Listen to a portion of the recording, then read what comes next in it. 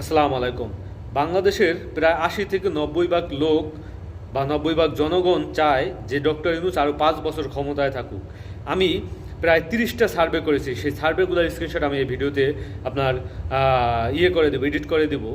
দেখবেন যে প্রত্যেকটা সার্ভেতে এখন পর্যন্ত প্রায় যতগুলো ইউটিউব চ্যানেল, যতগুলো নিউজ মিডিয়ায় যতগুলো সার্ভে তারা করেছে, যতগুলো অনলাইন ভোটিং তারা করেছে, প্রত্যেকটা ভোটে, প্রত্যেকটা অনলাইন সার্ভে, প্রত্যেকটা নিউজ পেপার, পত্রিকা, বিভিন্ন ইউটিউব চ্যানেলের যে প্রত্যেকটা সার্ভে রয়েছে, সেই সার্ভের রেজাল্টে ডক্টর ইউনূস এগিয়ে আছেন এবং প্রতীয়মান হয় এবং সুস্পষ্টভাবে এখানেই প্রমাণিত হয় যে বাংলাদেশের প্রায় ৮০ থেকে ৯০ ভাগ লোক ডক্টর ইউনূসকে আরও ৫ বছর ক্ষমতায় থাকতে চায়।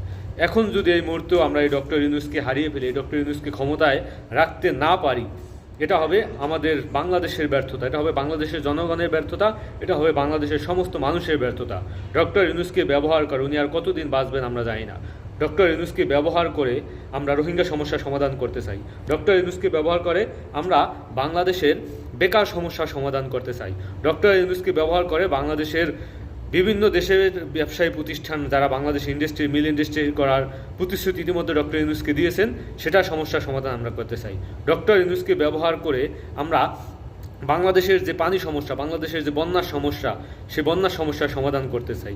আপনারা জানেন যে ইতিমধ্যে ১৭০০ কোটি টাকা ব্যয়ে একটা বাঁধ নির্মাণের পরিকল্পনা হাতে নিয়েছে এবং চায়নার সাথে পানির চুক্তি হয়েছে এবং সেখানে শুধু তিস্তা প্রকল্প না, সমস্ত বাংলাদেশের পানি কিভাবে পরিষ্কার পরিচ্ছন্ন রাখা যায়, পানির কিভাবে সমস্ত বাংলাদেশের পানির বন্টন করে তারপর বাংলাদেশের কৃষিকাজে উন্নয়ন করা যায়, সমস্ত রকমের প্ল্যান পরিকল্পনা, ৫০ বছরের দীর্ঘমেয়াদী প্ল্যান পরিকল্পনা চায়নাকে দিয়ে আসছেন এবং তারা কাজ করবে।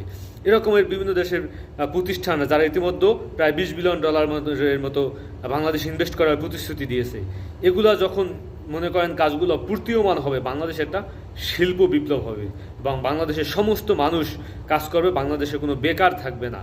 এই সুযোগটা বা এই সম্ভাবনাটাকে যদি আমরা ধূলিসাৎ করে দিই, সম্ভাবনাটাকে যদি আমরা শেষ করে দিই একটা নির্বাচনের মাধ্যমে, তাহলে কিন্তু এই বাংলাদেশ আর কোনোদিন মাথা উঁচু করে দাঁড়াতে পারবে না।